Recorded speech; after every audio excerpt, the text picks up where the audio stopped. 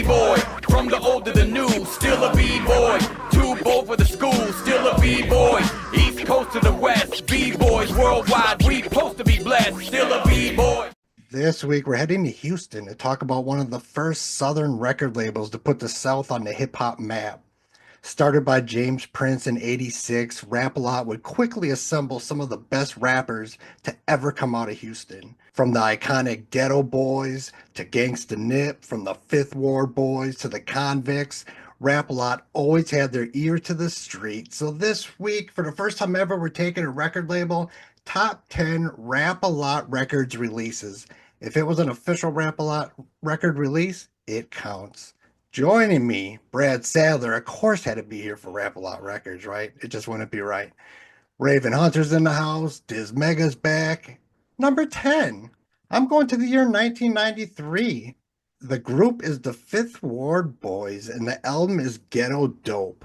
I know a lot of people kind of looked at Fifth Ward Boys as a bit of a Ghetto Boys clone, but I still think they gave us some good music, and my favorite by far is this debut. I love the production, even though it's a lot of samples you've heard on other records. I almost like that aspect. I can be like, oh, Dub C used that beat, or oh, this guy used that beat. Production handled by N.O. Joe and Mike Dean, two names that are going to be brought up all night. Guest verses by Scarface, Bushwick, Devin the Dude, and early Devin the Dude's on this record. I just always liked this record. I wanted to fit it in. I figured it wouldn't make anyone else's list, but I enjoy this record for what it is. Is it perfect? Far from it, but it's still a fun record. Fifth Ward Boys Ghetto Dope is my number 10. Brad, what's yours? This was really difficult for me. So I kind of did it a little different too, and there's probably amazing records that didn't make my list because honestly, if I'm being honest, it's all Ghetto Boys, Scarface, Bushwick Bill, Willie D for the top 10. And then that just kind of like, well, that we already did all that. So I kind of went through and I figured I'd kind of showcase some of my rare Rap-A-Lot records collection with some albums I really like. And of course, there's going to be some Ghetto Boys and all that stuff in there. But I'm actually starting. Funny, I say I'm going to showcase my record collection. So I think this is something interesting about Rap-A-Lot, and I don't know why, but they seem to randomly put out full-length LPs for some artists, and sometimes they would do it for every album they put out. Sometimes they would do it for some of the albums they put out, and it really doesn't make any sense why. Probably had to do with profits. But I wanted to go with number 10, kind of the latest, most contemporary Rap-A-Lot record album, and it is Bun B's Trill OG. Now, Bun B's Trill is on vinyl, and Trill OG, the epilogue, is on vinyl, which I have, so I grab those real quick. There's Bun B Trill OG, the epilogue, and there is Trill on vinyl. But there's no Trill OG. It only came out on CD. But why did I pick that one? Because it's kind of got a cool story to it. I think all the Bun B solo albums are great. But in 2010, Jay Prince's son discovered Drake. Apparently, some mixtape was being passed around. He passed it over to his dad, who was like, this is the new wave of hip hop, someone who can sing and rap. And Drake's first appearance is on the Trill OG album. For a little bit of trivia there for you. Somehow Drake ended up on Lil Wayne's Cash Money Records, and somehow there was some kind of joint collaboration with Drake and Rap-A-Lot. Back when Cash Money was beefing with Drake, actually you can find it. Jay Prince put a video out in support of Drake. Jay Prince is very proud that he and his kin discovered him. And the song is actually a really, really great song on the album. So Bun B Trilogy, that's my number 10. I put all the Bun B Trill albums as honorable mentions. The first one might be sentimental favorite, but they're all really good records. And I did not know that was the first appearance by Drake, even though I've listened to that record a couple hundred times probably in my life. I guess I never connected those dots. Raven, number 10 for you. So it's wild. Number 10, I went with Fifth Ward Boys Ghetto Dope from 1993. right off the fucking bat. Nice, nice. Because I always really liked the production of that album. And like you said, yeah, there's a lot of samples you recognize, but Mhm. man, it flowed really well. They flow really well on that shit. It's gangsta and just everything I loved about that 93 vibe that they had going. Mhm. That's all. I never imagined anyone else would pick that record. I really didn't expect it either, but Great, a great record. All right, number 10 for you, Diz. Number 10. It's probably the record that got me introduced into rap a lot. I was kind of a late bloomer because most of my focus was on the West Coast. But when Scarface, Me, or My Homies came out, that was like my big introduction to Rap a Lot Records, my official one, I like to think. I know it's more of a compilation, but there was so many different artists on there that I just felt like I was like, wow, this opened up a can of worms for me. Most of the South stuff that I was listening to back then was all from like Suave House, a lot of like MGG, T-Love, of course, Mr. Mike. So when this came out, I was pretty impressed. I loved hearing Tila on here. That was mind blowing because he was a Suave House Mhm. guy. So that kind of attracted me to it. I was like, I gotta check this out. I know that the Scarface and Jay Prince ran the South. I just hadn't ran into that catalog yet on my own purchases. But man, I love that South Side track with that's kind of a knockoff of the Tupac California Love, where you got the Mhm. Tila, Devin the Dude, and one of the big surprises from this record is discovering Devin the Dude, who I will talk about later, has just been one of my favorite rappers of all time. And I was thinking about it, it's like, you know what? He was like the Drake before Drake was the Drake, except he was more for like, he has a different style.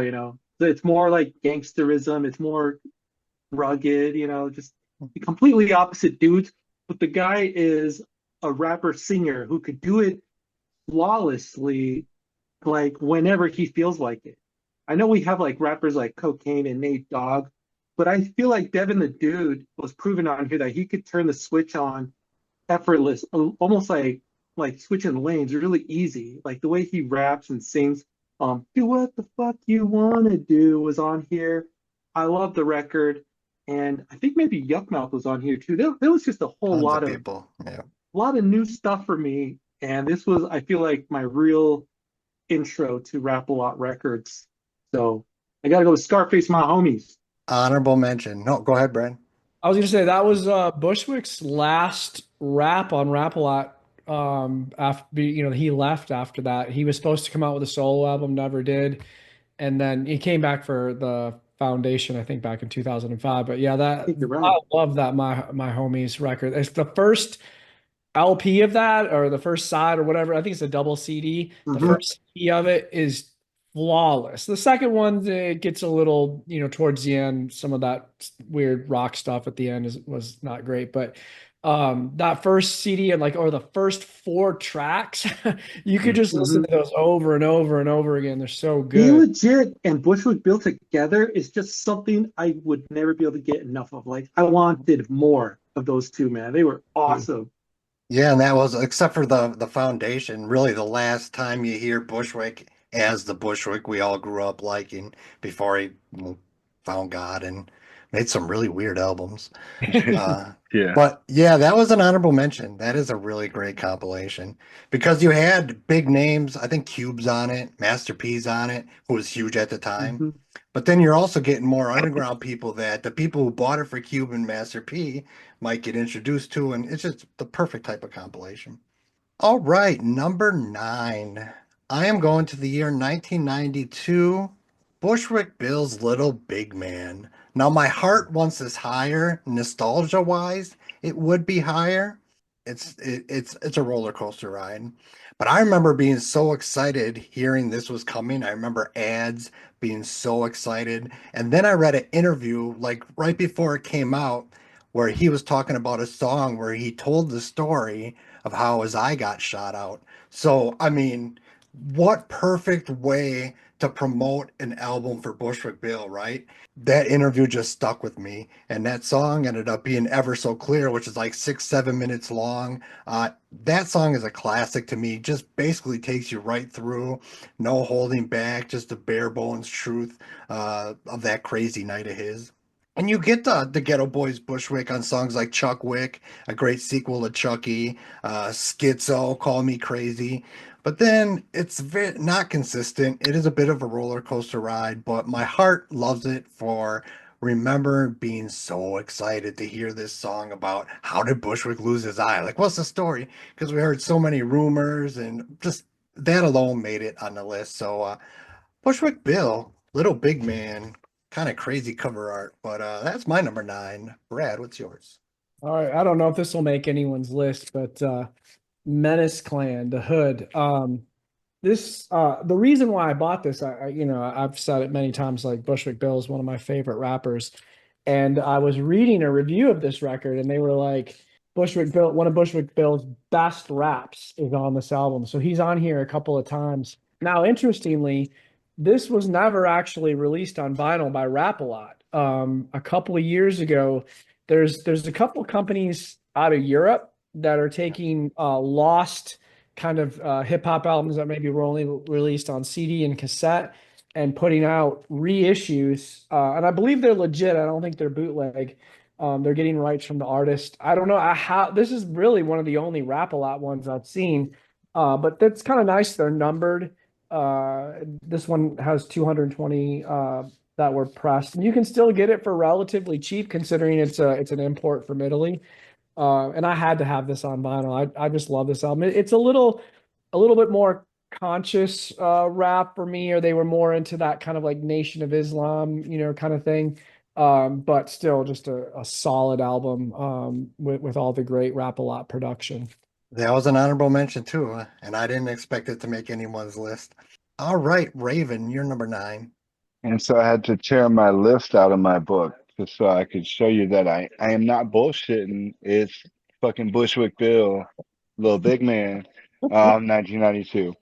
I love that fucking album.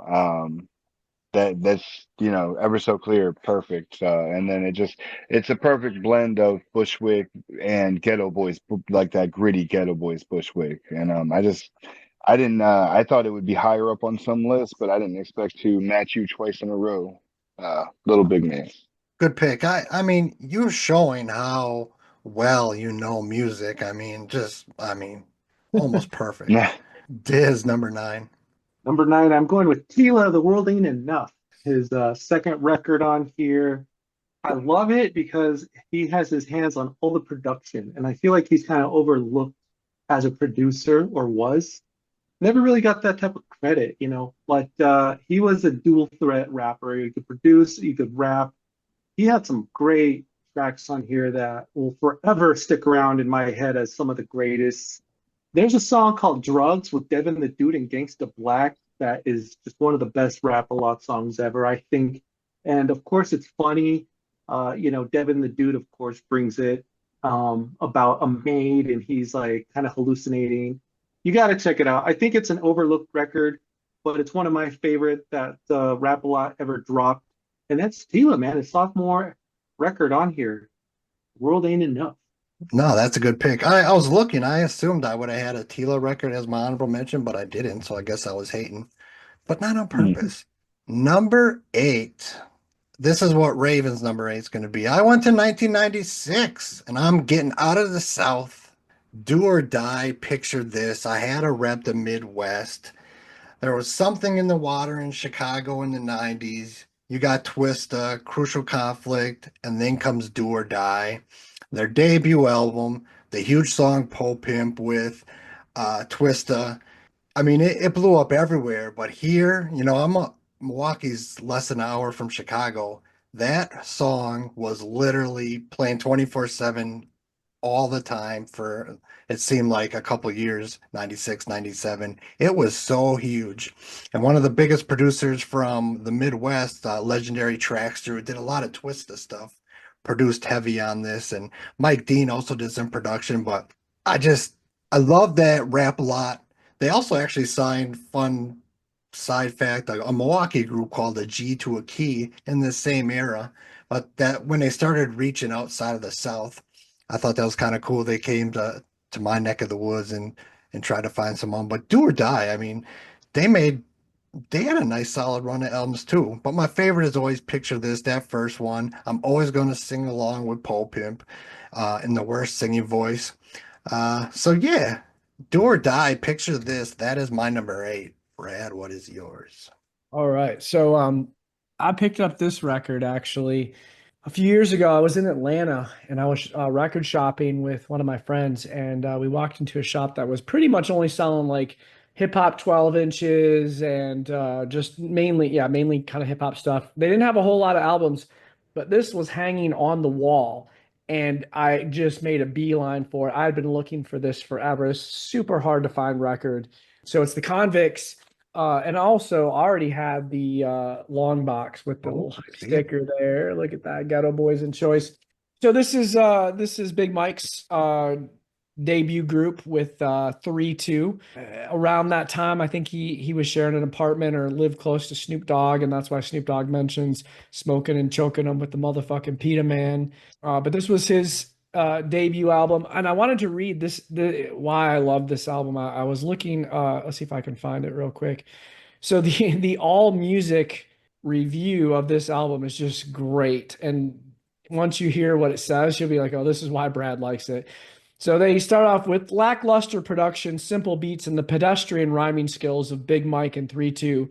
The self-titled debut from Houston Gangsta's The Convicts is hardly revolutionary. However, the duo is fearless when it comes to antisocial subject matter, with a willingness to go above and beyond the limits of taste that make this record a peculiar achievement. They put it so So, eloquently.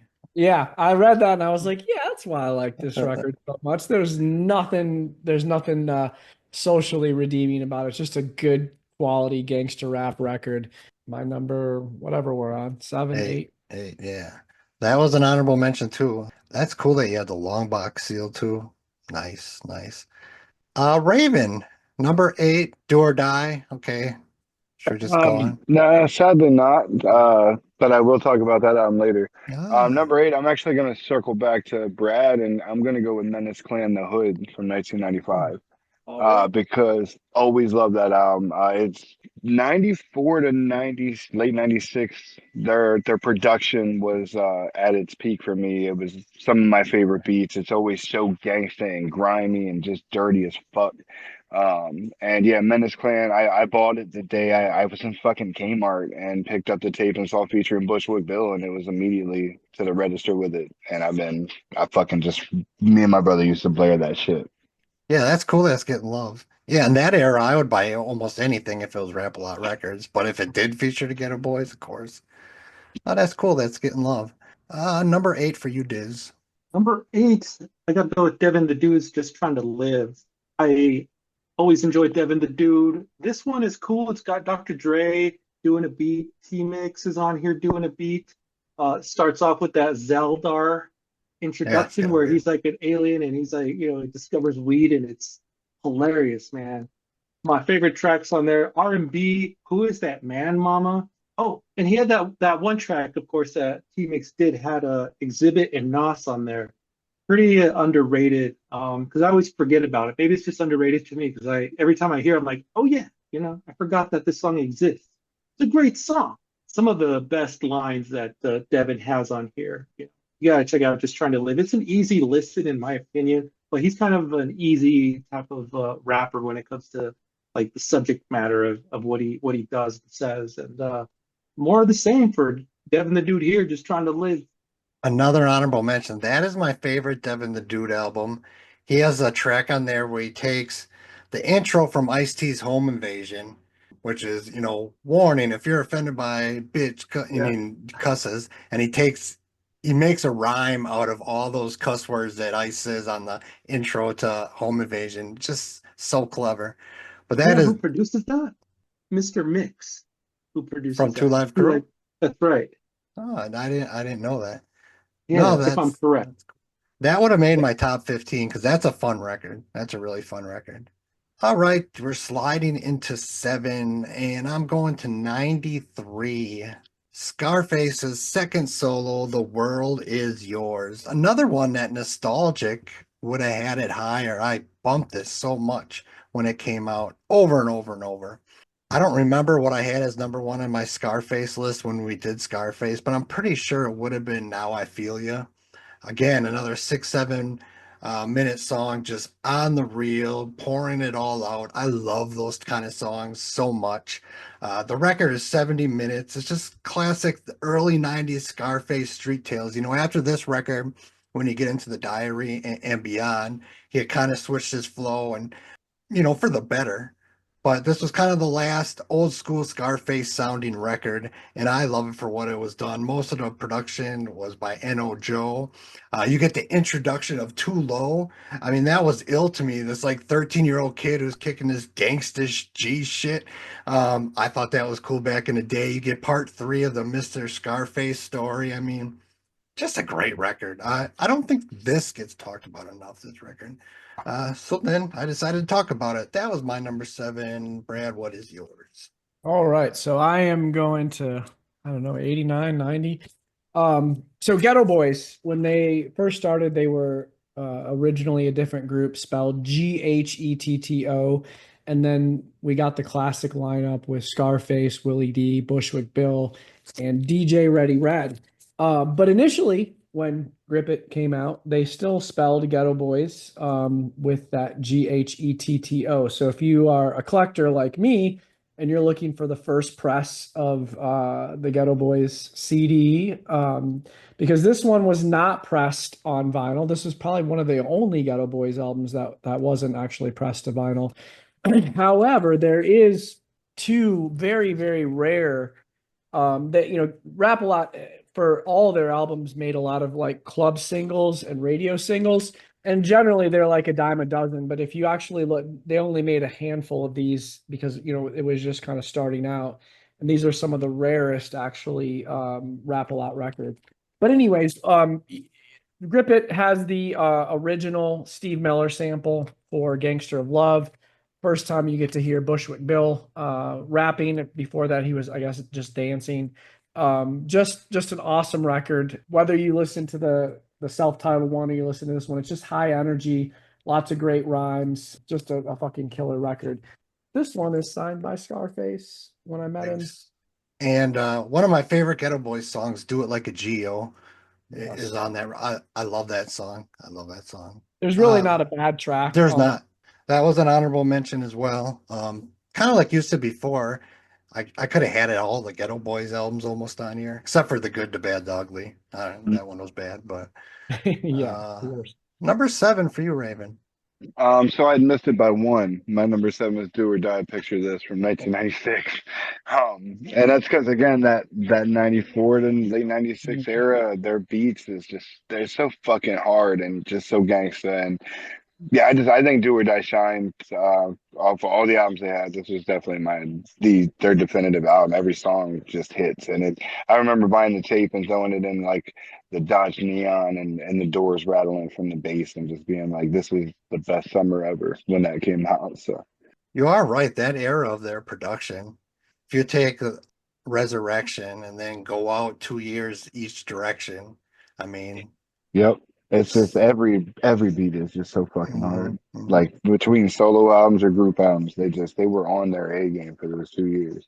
I know Joe and Mike Dean, man. Both those guys Genius. are Yep, fucking geniuses. And Mike Dean, absolutely. he moved on with Kanye and is still doing, I mean, that guy made the sound of the South and then moved on after that and still is having an amazing career. We are on 7 and we are on Diz.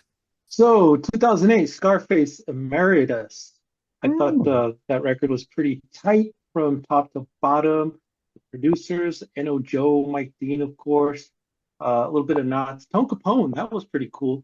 But the song that really sticks out to me there is the one featuring Slim Thug, where they're talking about, and this other guy, where they're just talking about their past women and how they not aged well.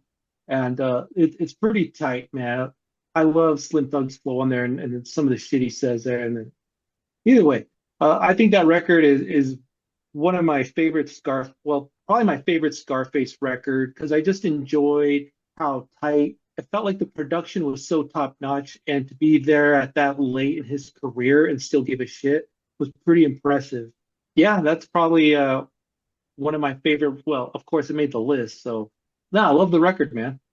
I lo- That's an awesome record, and that's it K. Ryan is. was the other guy that's on that. I don't maybe not pronouncing that What? right, but it's K himself, Reno. K. Reno. Yeah. That's one of my favorite songs too. I actually forgot that I don't have it on vinyl. I forgot about that album. That It is it is one of K my favorite Reno. songs. Yeah, who are they? Such a dope track, man. Speaking of that, you can hear K Reno in the new album coming out April 15th, Still a B-Boy, the EP. K Excellent. Reno's on a song with us. Anyways, all right, we are on six, and this will probably be the first controversial pick. I know a lot of people listening will think it should be higher, but I'm going to 1991, and it's that album, Ghetto Boys, We Can't Be Stopped. It kept sliding. I know it's iconic. I get it. It's one of the most iconic album covers, forget hip hop and record music history, right?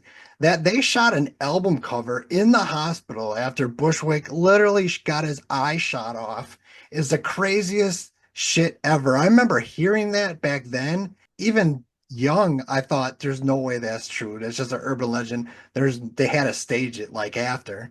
And then when I finally realized that no, they really shot that album cover like for real with him in there. It's amazing that they did that. That alone would make it be on a list.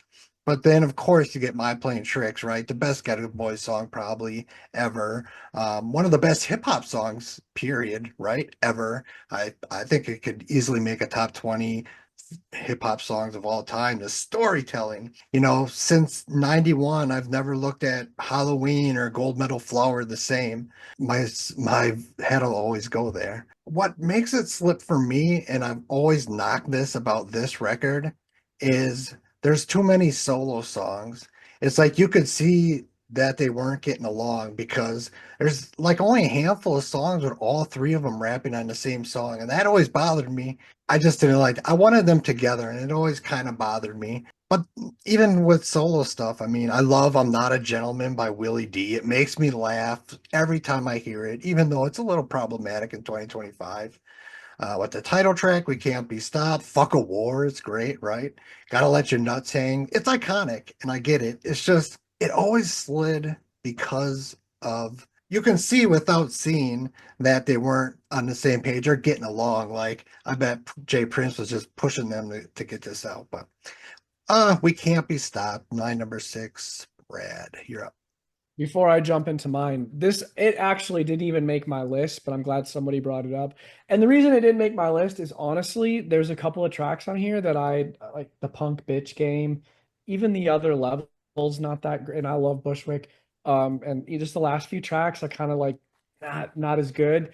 And when I thought about other albums, other Ghetto Boy albums, I was like, there's other ones I like every song all the way through. But yes, the cover's iconic. I have well, this is the remastered vinyl that came out, but I also have the original couple of the original press vinyl as well too. It quickly came off my list because I was like, I don't want to have all Ghetto Boys on there. I picked the best Ghetto Boys that I thought. But anyways, now my pick, Little Big Man. I actually have two sealed Oh long shit, box, little Big Man. Man, Um, that's awesome. I got the record too. We've already kind of talked about it. I mean, I'm a huge Rap a Lot Bushwick fan. Like once he left Rap a Lot, he wasn't great. Other people writing his lyrics, Rap a Lot beats. I just love his accent. I love how he says things when someone's coaching him to do it the right way. And the shit that he said is just so wild in all these records. And yeah, Ever So Clear is just a cool song, kind of detailing what happened when he lost his eye. Awesome record. Raven, number six. Scarface Untouchable. It's just Mm. it's a really hidden gem from Scarface. A lot of people don't talk about, even though it has some really popular tracks on it. It's just I love the production on that CD. I think it hits real hard. Scarface just still has that real smooth ass flow that he was kind of perfecting at the time, and yeah, I wanted to show that album some love. I scratched off a different album of his to replace it with this late in the game. But yeah, I love that album. Smile with Tupac off that album probably is his best selling single if I had to just guess off the top of my head. I mean, I had Pocket. the cassette tape. I remember Oh, having the I think cassette everyone single. had that single, right? Tupac had just died, Yeah, and literally. literally just died, and he put that single out. No, that is kind of a hidden gem because I don't even ever talk about that as a great scar, but there are some really good songs on there. Diz, number 6. Number 6, 2001, Yuck Mouth, Thug Lord, The New Testament. I really loved Yuck Mouth's Rap a Lot run. I think that's kind of where he peaked, anyways. I love this record. It's got Mike Dean all over it. We got a beat by LT Hutton, and it's basically, I like the way Jay Prince let Yuck bring that West Coast flavor, but still, made it Southern influenced, if that makes any sense. It's like West Coast on Rap a Lot. The track that's really notable on here is there's a track with Cocaine and Nate Dogg on the same song, which is so weird to think about because people will like tell me that they wish that Nate and Cocaine rapped together. I'm like, well, they did. There's one song on Yuck Mouth's album. Check it out. And they do their thing on it. It's pretty good. This is this to Master P, of course. He's got the Regime type of tracks on here with the Outlaws too. Fatal, Bring in the Heat. Just a great album. One of my favorite Yuck Mouth albums, honestly. So got to go with that one. And that was an honorable mention as well. And what I love about those Rap a Lot Yuckmouth albums is the features. Like you'd always have really great people featured. I love those Yuckmouth albums too, and I got a couple of them as honorable mentions. All right, we are halfway there. And I'm going to the year 95. And Bushwick Bill's Phantom of the Rapper. Another one I thought would be a little higher, but it kept sliding. But it's a great album. It's a great title, right? The concept of Phantom of the Opera. I mean, genius. And this is easily Bushwick's best work, in my opinion. His last great solo album. And it's almost perfect. It's short, but it packs a punch like Bushwick. Who's the biggest? What you gonna do? Only God knows are so damn good. And Mike Dean, John Beto handle most of the production. And my favorite Bushwick line of all time is on this record. Look into my eyes, or should I say my eye? It makes me laugh every time.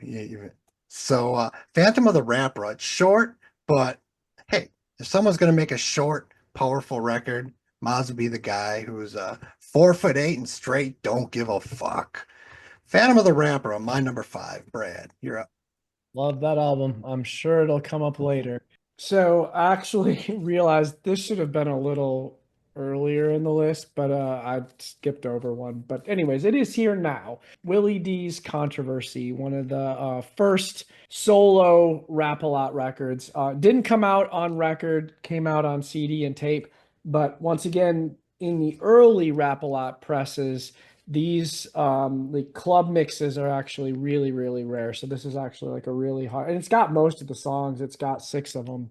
Trip Across Mexico is probably my favorite.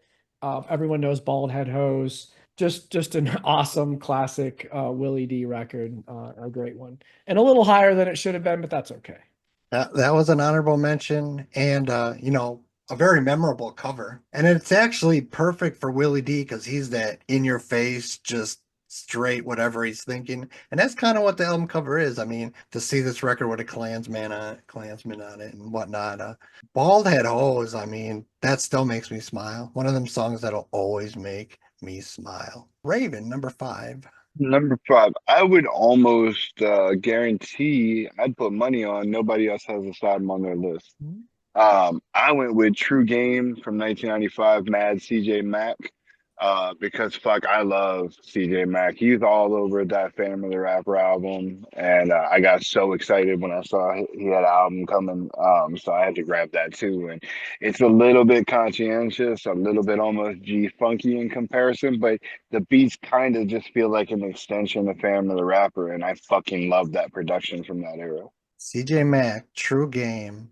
Love that record as well. Honorable mention. It was number Fuck yeah. 10. It was going to be between that and Fifth Ward Boys. I'm CJ glad it Mack almost got love. is amazing. The work he did with Dub C is some of my favorite of his, but he had a couple albums that kind of flew under the radar that are really, really good records. So I'm glad CJ Mack got brought up. Man, if no one else is familiar with him, at least check out his stuff he did with Dub C, the storytelling and just crazy. We're still on 5, Diz. I'm going back to Devin the Dude to the extreme. Some of his most iconic songs, in my opinion.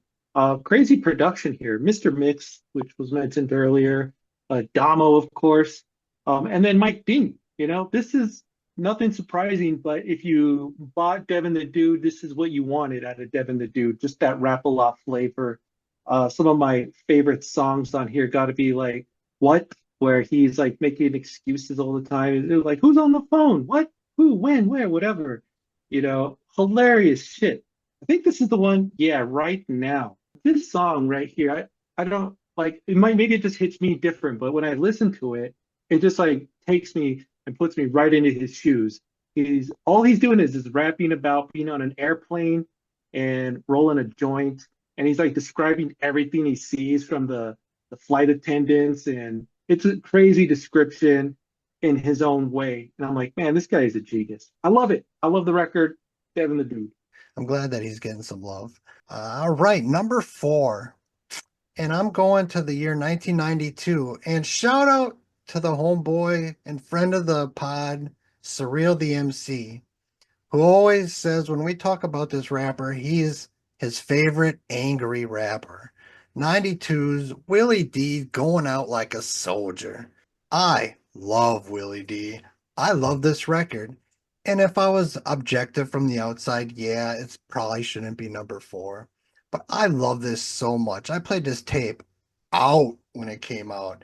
You know, nobody can say fuck you like Willie Dennis can. You know, he had just left the Ghetto Boys, so that was controversy. And he addresses it on here, kind of pokes fun at it, like you had a shootout with Scarface and, you know, all that stuff.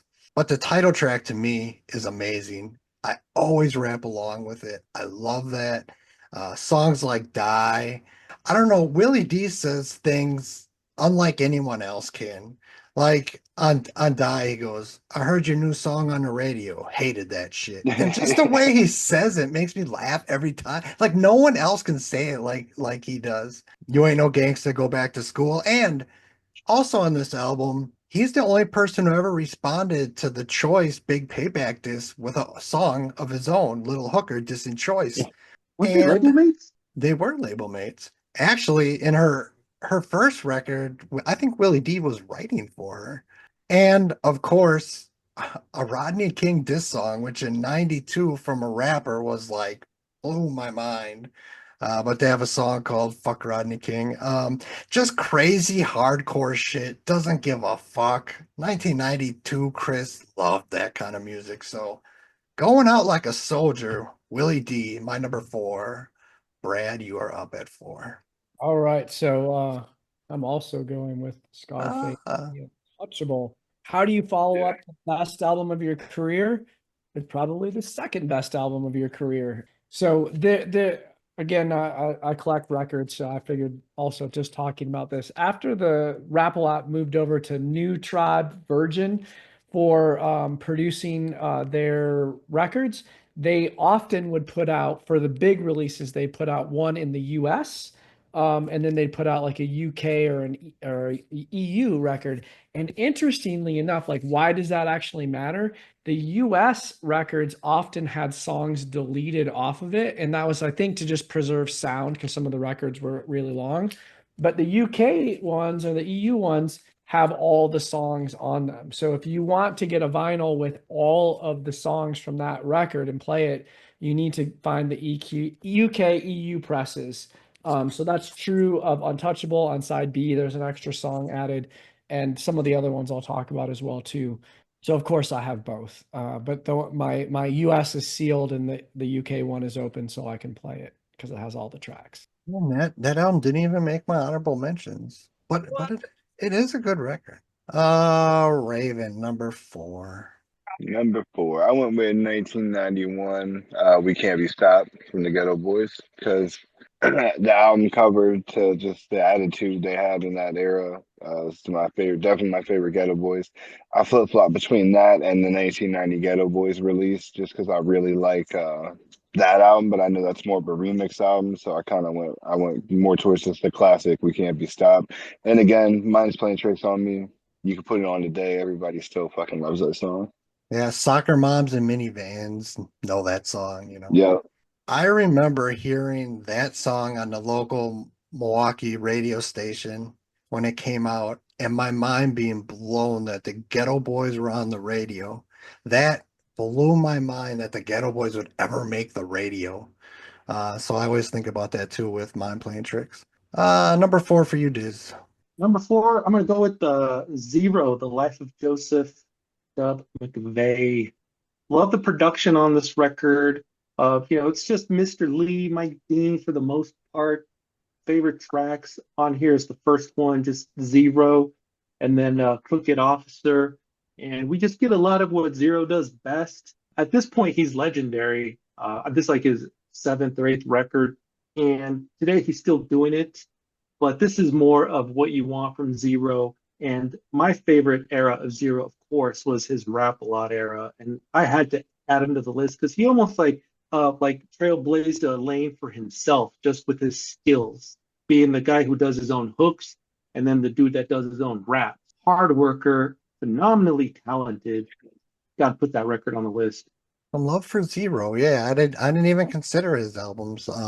But he did have some solid stuff. And I think all of us have been just saying over and over, Mike Dean, N.O. Joe, Mike Dean, Mike Dean. The work that Mike Dean has done, you almost have to start thinking about placing him in the conversation of top hip hop producers of all time. The work speaks for itself. We are to the top three, and I'm going to take us to the year 1994. And he's a member of the Ghetto Boys, at least for one album. Big Mike, Something Serious. I think this album is damn near perfect. It's so underrated. In my opinion, it doesn't get the love that it truly deserves. I really think this is a five Mike album. This is right after his, one and only album with the Ghetto Boys. He took full advantage of it. It had the single Having Things, which was also on the Dangerous Mind soundtrack, which was huge because of Gangsta's Paradise. So you had millions and millions of people hearing Big Mike through that too, which I think helped it. But just amazing. He hooks back up with 3-2 on a song, his old partner in the Convicts. Great song with Scarface about deadbeat dads. Heavy dose of NL Joe. Coming from the Swamp, Smoke 'em and Choke 'em, World of Mine. Man, I wish his second album would have been as good as this one, but I love Something Serious. So had to be in the top three. Brad, what's your number three? All right. So I'm going with Bushwick Bill's Phantom of the Rapper. I think I have a UK and a American Press, but I think both have all the songs. I can't remember. I've just bought every Bushwick thingy, but this album is amazing. What You Gonna Do is the best Bushwick song ever recorded. I could listen to that song over and over again. The first side of this record is perfect. Second side maybe is not as perfect as the first side, which is why I didn't put it in number two or number one. Fuck, this is the album. This is the album that got me into rap a lot. I went to a CD shop and saw it on the wall, and it looked kind of like horror stuff. And I asked the guy, I was like, "Is this any good?" And he's like, "Yeah, it's fucking awesome." So I bought it, put it in. My mind was blown, and from there it was like. Then I went to Chicago for an internship and basically fucked off the whole internship and just went around and bought Rap-A-Lot CDs and immersed myself in the world of Rap-A-Lot. I'll never forget that time. It was like 95, I think. It was an awesome time. I think you made the right choice. Fuck that internship. Raven, what's your number three? I concur. It was Bushwick Bill, Fan of the Rapper. Man, I love every song, like damn near, especially side A. I'd agree also side B a little lax. But the first side is so good it makes up for it. And yeah, what you're gonna do is just that chorus is awesome, that beat's awesome. And it was the biggest. That's having that I had that cassette single and me and my brother played the fuck out of that single. Because that beat was so fucking hard. Who's the biggest little motherfucker you know? I know. What a great record. Diz number 3. Number three, I went with Yuck Mouth the Albulation. It's a compilation, so it can't really be number one. But damn, I love this record. The beats are dope.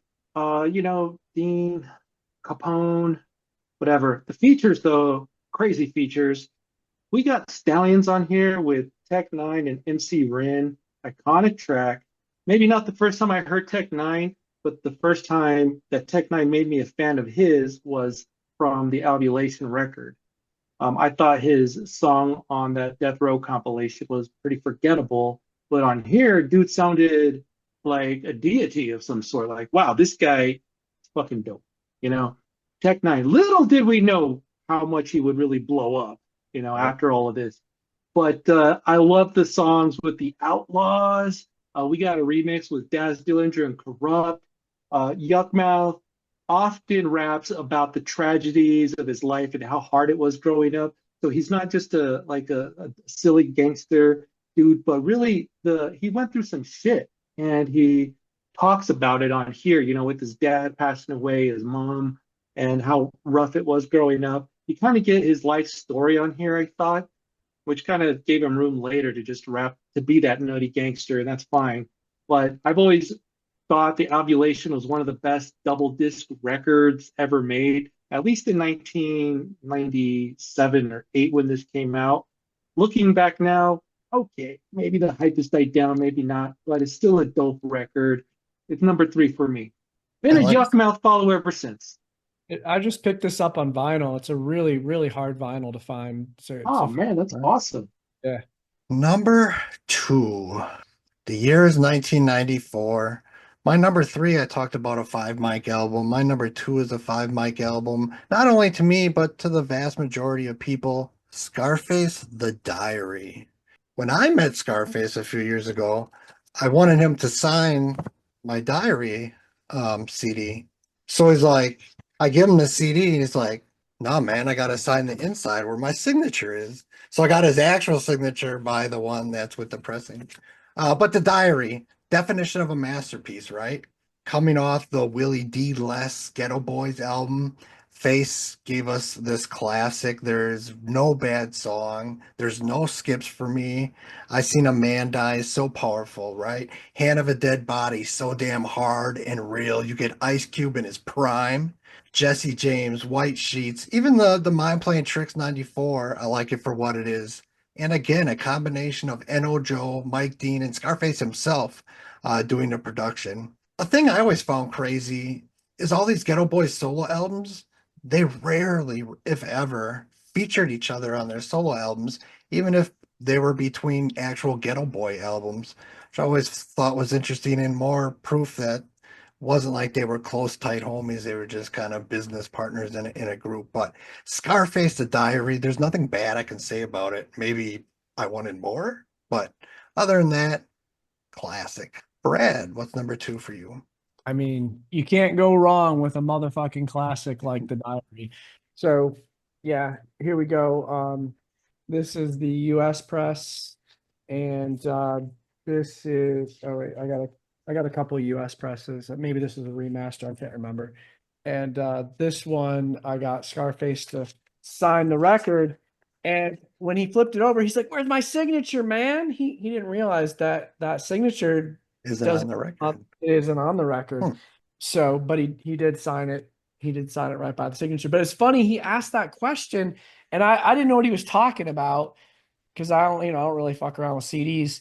And I was like, I think this was the EU press, and I got it because it's got the hype sticker on it. And I said, oh, it's probably on the US press, but I looked, it's not on there either. So that's interesting. Yeah, it's just on the CD. But anyways, to this actual record, Scarface has put out quality. I mean, every fucking album to me is amazing, but this is just a step above everything else. I remember seeing the video for "I Seen a Man Die." MTV called it a buzz clip at the time, and just being blown away by this. This is one of the first records I got after I bought that Bushwick Bill album, and I was just like, how did I not know about this record label putting out this just fucking amazing, everything I bought was just so good.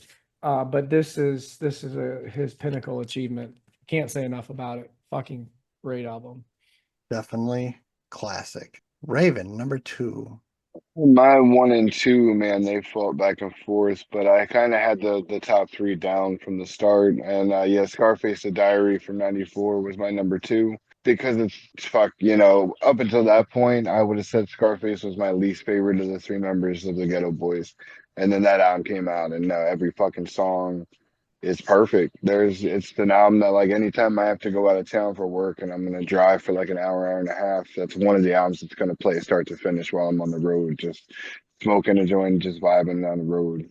Every fucking song is so smooth, and it transitions from smooth to gangster to smooth to gangster, and just yeah, I mean, you guys have said enough. The Diary, it's pretty much a perfect album. It's a masterpiece, no doubt about it. No doubt about it. Diz, is your number 2 The Diary? No, my number 2 is The Dude, Devin the Dude, one of my all-time favorite records. Always on my recommendation list to anybody. I love it from start to finish. You get Devin the Dude, all of his personalities here. Such an easygoing guy, the sticky green, the track where it's him and I think it's DMG who, they're on the phone and he's like, yeah, I got these hoes over here, and then Devin the Dude gets there and they're like fat and he's like, man, how are we gonna fit these bitches in the pool and whatever? And he's like, dude, whatever. A lot of humor in here.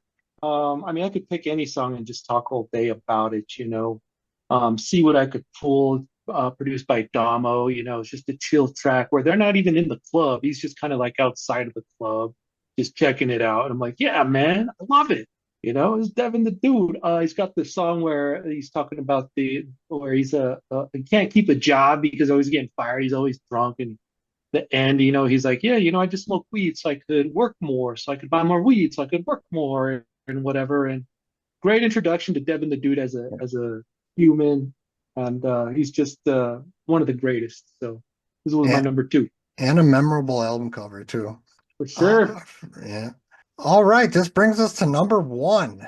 And no one else has brought this up, so I'm thinking at least one other person will have this. The year is 1996. The group is the Ghetto Boys. The album, The Resurrection.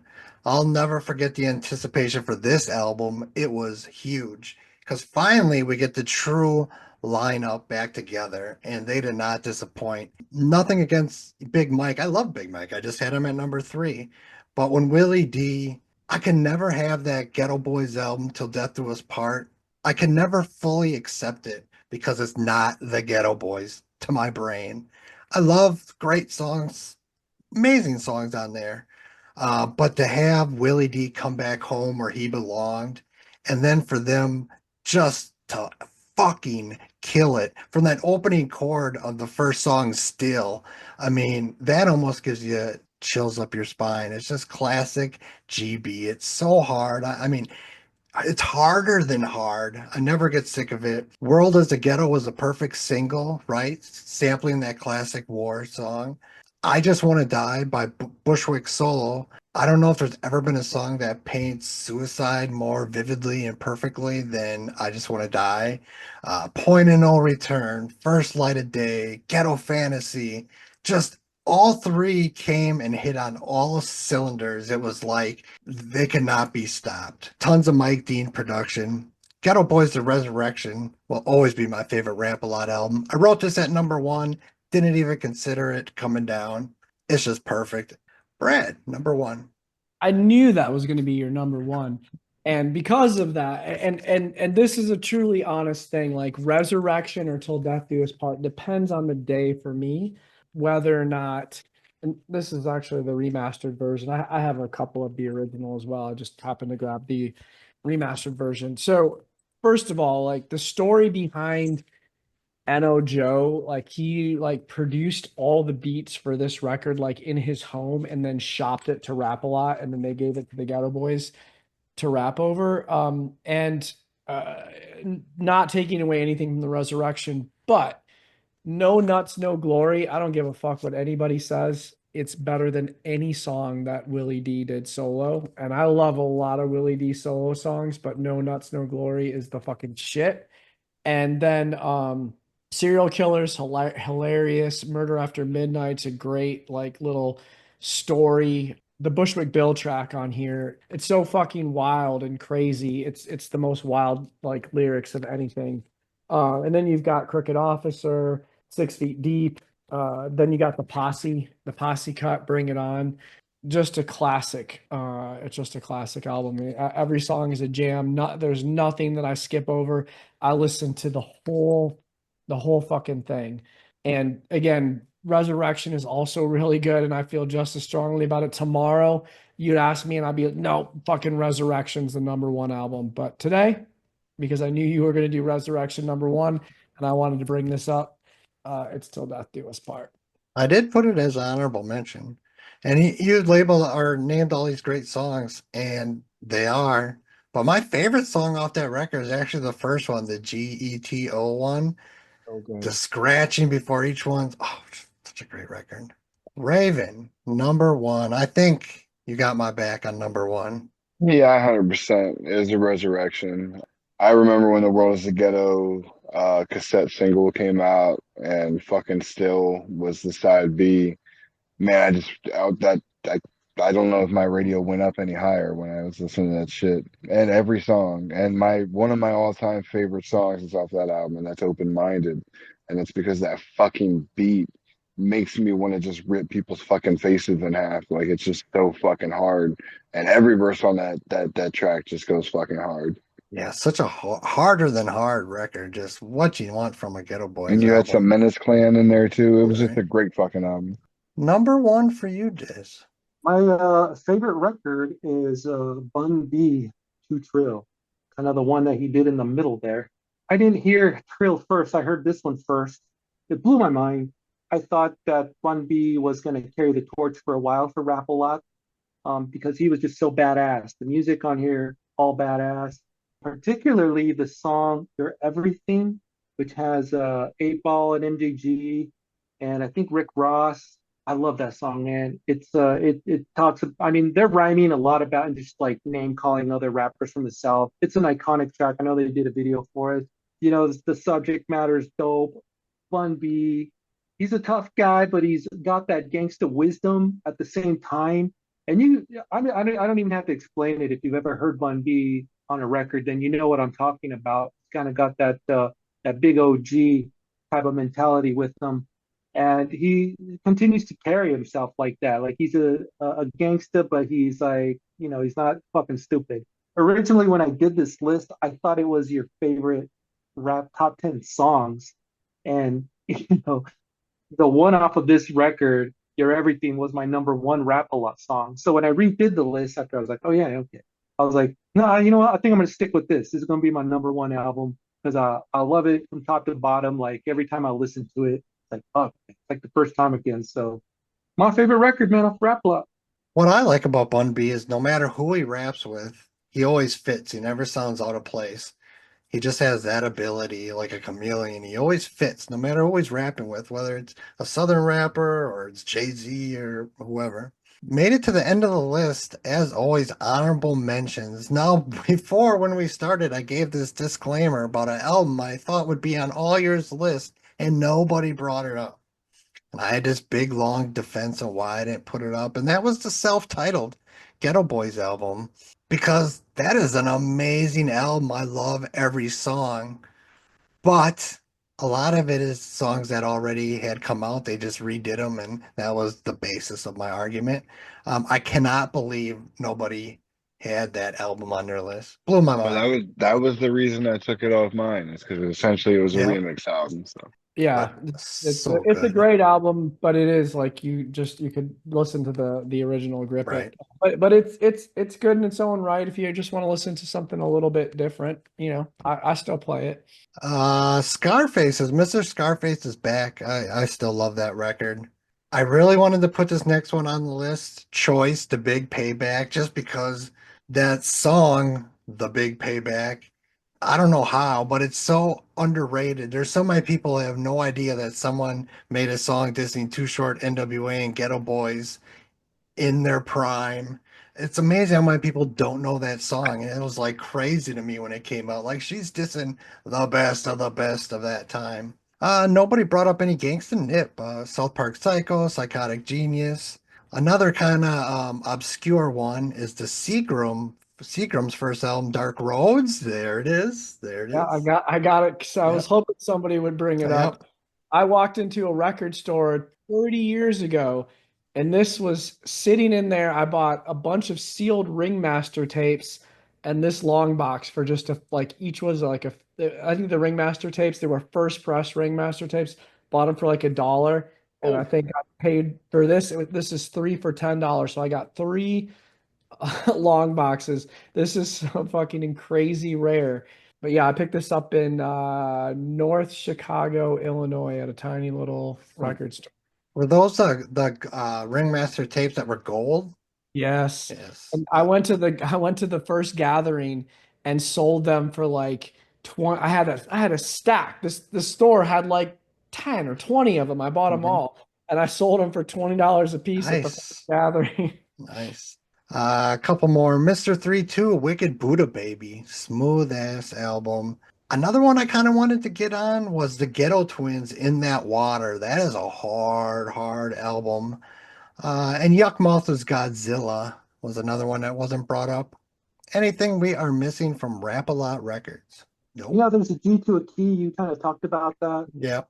I I don't know if my fondness is just because it's nostalgic, but I had it. It was great, I thought. And then yeah, you probably know more about it. Yeah, it was a big But deal here. Oh my God, there's a Milwaukee group on yeah, Rap-A-Lot. That it was a huge deal here. Yeah. Too there was bad a they question I got though. The Almighty RSO, were they on Rap a Lot? Because when I did look they at the do? wiki of all the records that they dropped, Rap a Yeah. Lot, the Almighty RSO is listed on there, and I was like, well, I didn't know that. Maybe I they will did ask. one album with Rap-A-Lot. They Yeah. weren't always on Rap-A-Lot because I Mm. don't look at them as Rap-A-Lot artists, but they maybe did an Uh, album the later the on. Black Monk's Secret of the Hidden Temple Hmm. is a really great. Oh, I Uh, forgot about that album. That is a kind of underrated record. Completely forgot about that. yeah, Uh, so Almighty RSO, they had a single on Rap a Lot in 96. I knew there was something, but and they had an album too, Doomsday Forever. So they were on there in 96. the first test of taking a record label and doing a list, which I want to do more of, but Rap-A-Lot Records in the can. So we are back, season 5. The show goes on. So I'll let you guys go. Great to be back doing it. Have a good night, everyone. Still a B-boy, from the old to the new, still a B-boy. Too bold for the school, still a B-boy. East coast to the west, B-boys worldwide, we supposed to be blessed. Still a B-boy, from the old to the new, still a B-boy. Too bold for the school, still a B-boy.